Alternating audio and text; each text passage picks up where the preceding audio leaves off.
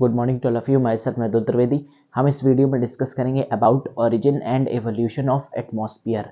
According to geography atmosphere कैसे बना, क्या ओरिजिन है, एटमॉस्फेयर कैसे बना, जो हमारा वातावरण है वो कैसे बना। वातावरण मतलब जैसे गैस है, बहुत सारी वाटर वेपर है, रेनफॉल है, ये सारी चीज़ें कैसे हुई। हाँ, तो इन सब का जो संबंध है, जो इन सब का रिलेशन है वो हमारे इंटीरियर ऑफ अर्थ से है। मतलब जो हमारी धरती है जो हमारी धरती है तो उस पर जैसे फॉर एग्जांपल बहुत सारे लोग कहते हुए मिलते हैं यहाँ कि जो साइंटिफिक वे में देखते हैं यहाँ कि जो हमारी धरती है वो ओशन से बनी है। मतलब जो हमारी धरती है वो हमारी धरती पे लगभग अबाउट 71% जो प्रेजेंस है हाँ अर्थ पे वो वाटर की है 71%। हाँ, और उसमें भी फ्रेश वाटर जो है वो अबाउट 2.5% है। केवल जो फ्रेश वाटर है वो अबाउट 2.5 ही % अवेलेबल है सबके पीने के लिए। हाँ, और इसलिए हाँ माना जाता है कि जब वाटर से ही धरती बनी है तो वो कैसे बनी, क्या रीज़न रहा उसके पीछे। और अगर जब वो धरती बनी होगी, पानी आया, तो उसके पहले के जो प्रोसेस हैं तो वो भी तो हुए ही होंगे ना।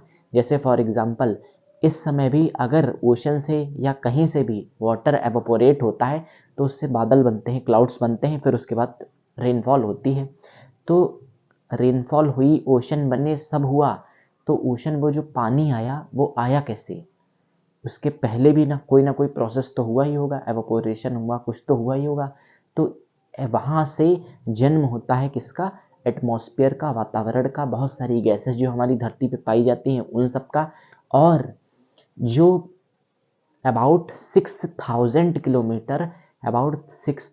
किलोमीटर जो हमारी अर्थ है उसका इंटीरियर है। मतलब हम धरती के बाहर के वातावरण को तो जान सकते हैं, लेकिन धरती के अंदर जो बहुत सारे फिनोमेनाज हो रहे हैं उनको जानना बहुत कठिन है, क्योंकि जो इसकी डेप्थ मानी जाती है वो अबाउट 6,000 किलोमीटर तक की है। इसलिए हाँ, जो बहुत सारी चीज़ें जो संबंधित हैं अर्थ के इंटीरियर से, ज़मीन के नीचे संबंधित बहुत सारी जो चीज़ें हैं उनका हम केवल अनुमान लगा पाते हैं हाँ कि ये चीज़ होगी। हाँ, करेक्ट मतलब जो बिल्कुल करेक्ट वे में नहीं कोई भी व्यक्ति बता सकता हाँ कि यही चीज़ हो रही है। अप्रॉक्सीमेटली हर चीज़ जो ज्योग्राफी भी है वो अप्रॉक्सीमेटली बताई जा सकती है। हाँ, उसके अकॉर्डिंग क्या ओरिजिन हुआ हाँ एटमॉस्फेयर का, एटमॉस्फेयर कैसे बना, हमारा वातावरण कैसे बना, इसकी शुरुआत कैसे हुई, तो हम डिस्कस करेंगे। अगर कुल मिला के देखें तो 4 स्टेजेस हैं, 4 स्टेजेस में हमारी जो अर्थ है उसका ओरिजिन है। फिर उसके बाद इंसान तो बहुत बाद में आए। अबाउट अगर हम अकॉर्डिंग टू ज्योग्राफी देखें, अकॉर्डिंग टू साइंस देखें हाँ, तो फिर जो इंसान है, मैन है, वो बहुत दिनों के बाद आया। सबसे पहले जो प्रेजेंस पाई गई वो बैक्टीरिया की पाई गई। तो हम देखते हैं अबाउट ज्योग्राफी। हाँ, तो हम देखेंगे कि origin and evolution of atmosphere, क्या बर्थ कैसे हुआ हमारे वातावरण का। तो हम जो फर्स्ट स्टेज है वो क्या है, about 4.5 billion year ago, about 4.5 billion year ago क्या हुआ, जो हमारी अर्थ थी उसके अंदर जो लावा भरा हुआ था। लावा मतलब मैग्मा, लावा मतलब क्या, मैग्मा। जब हम, और एक बात इंपॉर्टेंट है, जब अर्थ के अंदर लावा होता है हाँ तो हम उसको मैग्मा कहते हैं। जब वो अर्थ के बाहर आ जाता है तो हम उसको क्या कहते हैं, लावा। तो ये तो बहुत छोटा सा कॉन्सेप्ट कहीं कहीं हमको देखने में मिलता है, लेकिन इसी छोटे से कॉन्सेप्ट से पूरे धरती का वातावरण बना है अकॉर्डिंग टू ज्योग्राफी। तो हम देखते हैं क्या हुआ। जैसे फॉर एग्जाम्पल के जरिए मैं बताऊंगा, डायग्राम के जरिए शो करूंगा कि क्या हुआ। अबाउट 4.5 बिलियन ईयर एगो क्या हुआ था, वोल्केनिक माउंट्स आर फाउंड। मतलब जो वोल्केनो थे वो बने, कैसे बने तो हम देखेंगे। जो ये फर्स्ट स्टेज है हमारी एटमॉस्फेयर की ओरिजिन की, जब मैं चारों स्टेजेस बता दूंगा तो आपको समझ में आएगा कि एटमॉस्फेयर हमारा कैसे बना, ज्योग्राफी क्या आपसे कहना चाहती है। तो हम देखेंगे, मान लेते हैं ये अर्थ सरफेस है। जैसे फॉर एग्जाम्पल ये अर्थ की सरफेस है, मान लिया this is the earth surface. अगर ये अर्थ की ऊपरी लेयर है जिस पे हम आज खड़े हैं, मान लेते हैं ये अर्थ की वही सरफेस है। इसके नीचे क्या है, इसके नीचे मिट्टी तो है, इसके नीचे मिट्टी तो है, लेकिन सॉइल के भी कुछ नीचे है। वो क्या है? मिट्टी है, वाटर है, बहुत सारी चीजें हैं, लेकिन उसके नीचे भी कुछ है। तो वो क्या है? मैग्मा। क्योंकि वहां पे टेम्परेचर इतना ज्यादा होता है, हाँ, कुछ भी अगर हो तो वो इतना ज्यादा टेम्परेचर और प्रेशर है कि वो हीट होने लगता है, उसका टेम्परेचर बहुत होता है, इसीलिए वो मैग्मा के फॉर्म में एग्जिस्ट करता है। मैग्मा मतलब कह सकते हो उबलती हुई आग टाइप का। तो ये मैग्मा भरा हुआ है। ये जो कहानी है ये 4.5 बिलियन ईयर्स एगो की है। क्या है कि मान लेते हैं ये हमारी अर्थ की सरफेस है, अगर मान लेते हैं ये अर्थ की जो सरफेस है वो है, तो और इसके नीचे मैग्मा भरा हुआ है, ये है मैग्मा। अब जो मैग्मा होता है, हाँ, तो हम देखेंगे जब वो मैग्मा भरा है तो वो कभी ना कभी तो फूटेगा ही, कभी ना कभी वो मैग्मा क्या होगा? फूटेगा। तो जब वो मैग्मा फूटेगा तो क्या होगा? क्या होगा? जब यही मैग्मा फूट गया, मान लेते हैं ऐसे ऐसे मैग्मा फूटा, मान लेते हैं ऐसे ऐसे कुछ मैग्मा फूटा,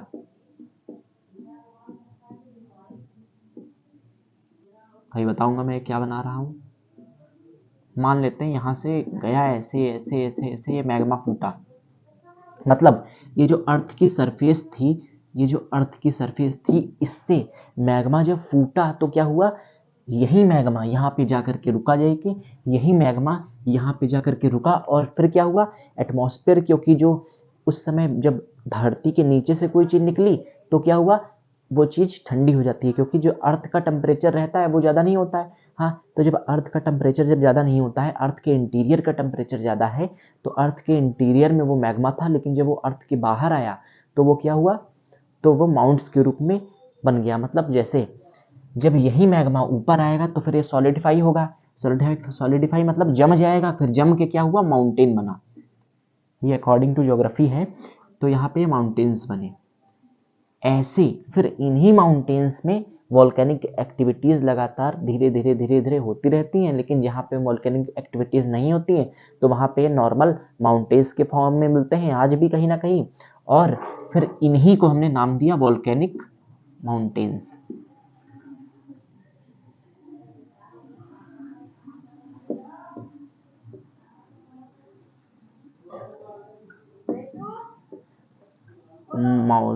वॉल्केनिक माउंट्स।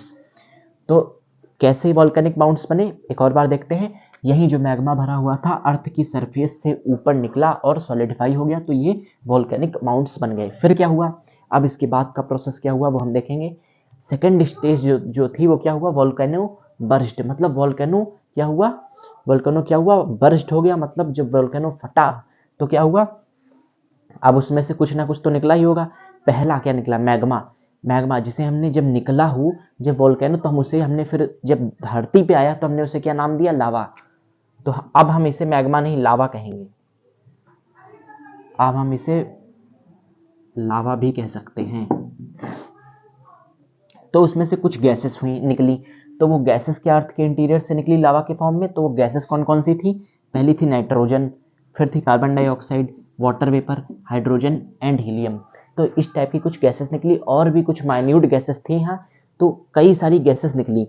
अब क्या हुआ? गैसेस निकली, दूसरी चीज क्या निकली? मैग्मा, जो मैग्मा भरा हुआ था। अब कुछ जो अंदर धूल मिट्टी होगी, हाँ, स्वेल वगैरह, वो भी तो निकलेगी, तो वो डस्ट निकली, डस्ट निकली। अब क्या हुआ? पहले जो, एक और बार मैं रिपीट करता हूँ, जो लावा निकला अर्थ से, फिर उसके बाद वो सॉलिडिफाई हुआ, वॉल्केनिक माउंट्स बने, फिर वो जो लावा निकला था तो उससे बाहर एटमॉस्फेयर में क्या फर्क पड़ा? मतलब बाहर क्या हुआ? हाँ, तो उसमें से डस्ट निकली, धूल मिट्टी निकली, और क्या हुआ? गैसेस निकली। हाँ, कौन कौन सी gases? Nitrogen, carbon dioxide, water vapour, hydrogen, helium.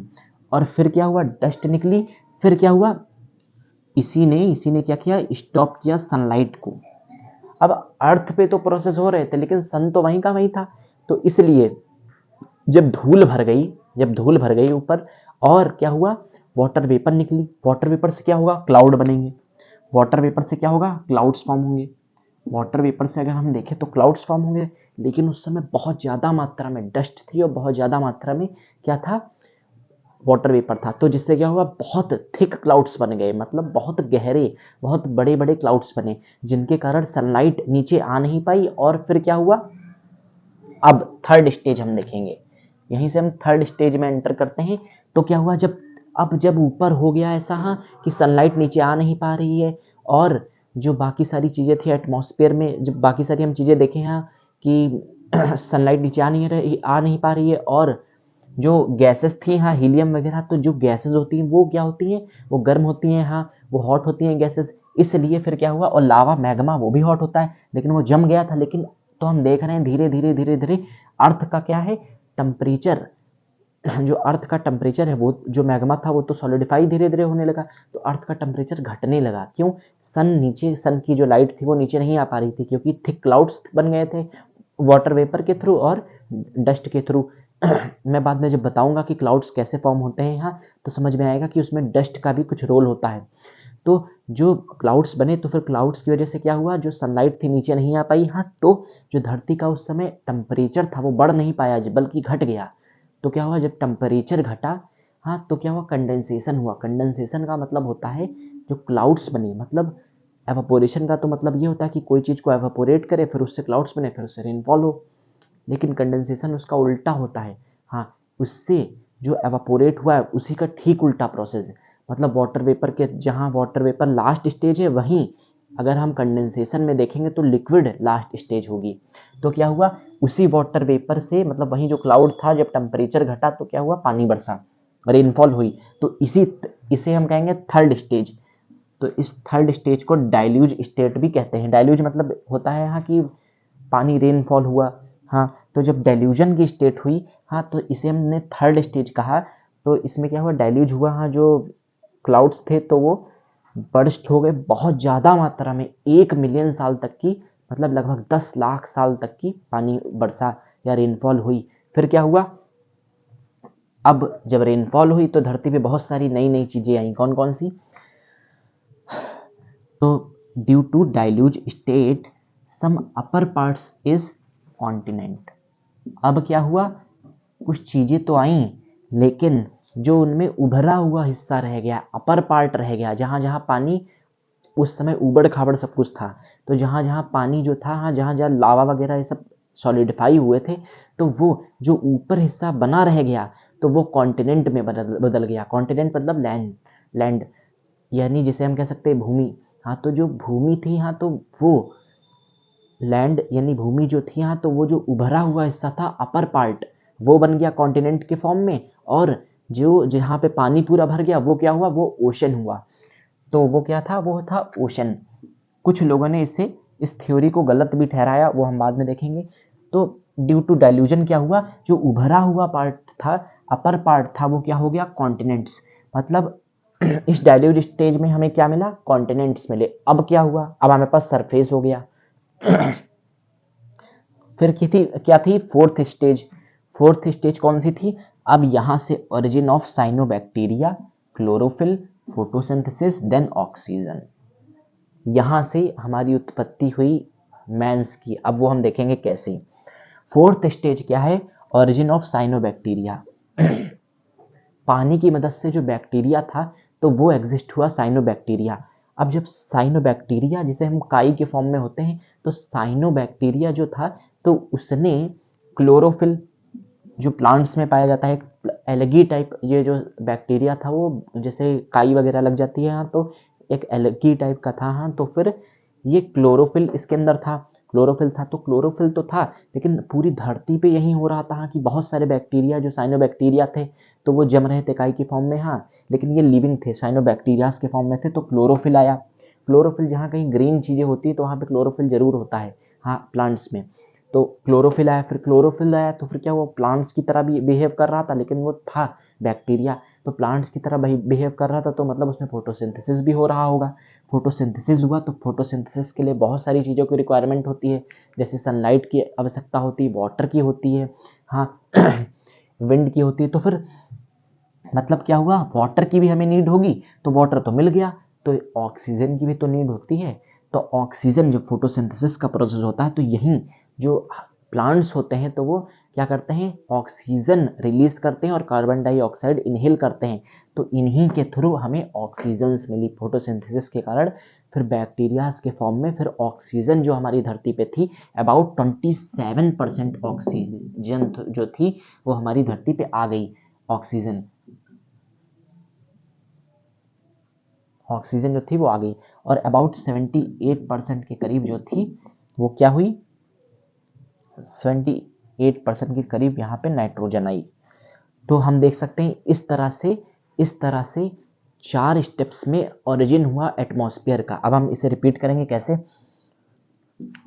तो पहली जो स्टेज थी वो कौन सी थी, about 4.5 billion years ago first stage थी, वो क्या थी, पहले मैग्मा आया, फिर वो सॉलिडिफाई हुआ, फिर वॉल्केनिक माउंट्स बने, फिर क्या हुआ, जब वो मैग्मा बर्स्ट हुआ, हाँ, तो फिर क्या हुआ, उसमें से कुछ चीज़ें बाहर निकली होंगी, तो वो कौन कौन सी गैसेस निकली बाहर, गैसेस कौन कौन सी निकली, nitrogen, carbon dioxide, water vapour, फिर हाइड्रोजन, फिर हीलियम, फिर क्या हुआ, मैग्मा बाहर निकला, तो मैग्मा वहीं बाद में सॉलिडिफाई हुआ था, फिर क्या, डस्ट बाहर निकली, फिर जब डस्ट और वाटर वेपर बाहर निकली, वाटर वेपर मैंने यहाँ पे बताया, हाँ, गैसेस में निकली थी बाहर, तो जब वाटर वेपर और डस्ट बाहर निकली तो उसने थिक क्लाउड्स बनाए, तो फिर क्या हुआ, जब सनलाइट नीचे आ नहीं पाई तो क्या हुआ, टेम्परेचर लो हो गया, टेम्परेचर लो होने के बाद क्या हुआ, थर्ड स्टेज आई, वो थी डाइल्यूज स्टेज।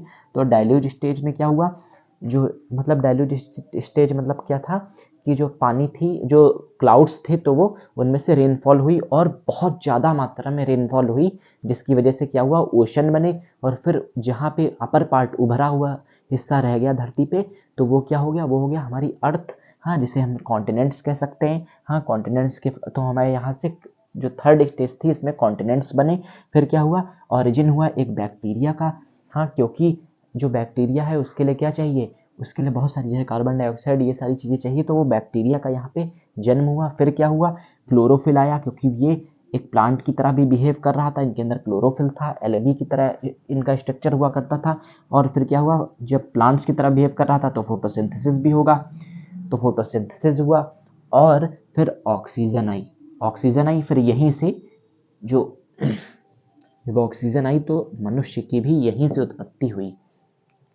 ये है हमारे, लेकिन यहाँ पे ये जो मैन है अभी इसकी नीड नहीं है पढ़ने की, यहाँ पे हम ज्योग्राफी की बात करेंगे। तो अब इन्हीं 4 स्टेप्स की वजह से एटमॉस्फेयर का ओरिजिन हुआ according to geography. Thank you, have a nice day, please take a screenshot.